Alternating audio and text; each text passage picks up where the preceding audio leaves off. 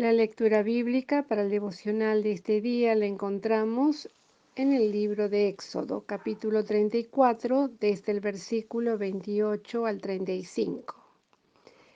Y él estuvo allí con Jehová 40 días y 40 noches. No comió pan ni bebió agua, y escribió en tablas las palabras de la alianza, las 10 palabras. Y aconteció que descendiendo Moisés del monte Sinaí con las 2 tablas del testimonio en su mano, mientras descendía del monte, no sabía él que la tez de su rostro resplandecía después que hubo con él hablado. Y miró Aarón y todos los hijos de Israel a Moisés, y he aquí la tez de su rostro era resplandeciente, y tuvieron miedo de llegarse a él. Y llamólos Moisés, y Aarón y todos los príncipes de la congregación volvieron a él, y Moisés les habló. Y después se llegaron todos los hijos de Israel, a los cuales mandó todas las cosas que Jehová le había dicho en el monte de Sinaí. Y cuando hubo acabado Moisés de hablar con ellos, puso un velo sobre su rostro. Y cuando venía Moisés delante de Jehová para hablar con él, quitábase el velo hasta que salía.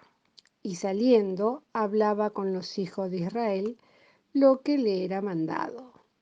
Y veían los hijos de Israel el rostro de Moisés, que la tez de su rostro era resplandeciente. Y volvía Moisés a poner el velo sobre su rostro hasta que entraba a hablar con él. Volvemos a leer el versículo 29. Y aconteció que descendiendo Moisés del monte Sinaí con las 2 tablas del testimonio en su mano, mientras descendía del monte no sabía él que la tez de su rostro resplandecía, después que hubo con él hablado. Este acontecimiento de la vida de Moisés nos enseña 2 cosas, no solamente muy interesantes, sino mucho más que ello, de directa aplicación en la vida de los creyentes. En efecto, el milagro que ocurrió en el monte Sinaí se produjo después que este siervo de Dios estuvo 40 días con sus noches en comunión con su Padre Celestial. Y en segundo lugar podemos notar que la tez de su rostro resplandecía luego que hubo hablado con él. Esto significa que para experimentar las excelsas bendiciones que el Señor tiene reservadas para los suyos, se requieren largos periodos de comunión con Él. Nosotros fácilmente nos cansamos.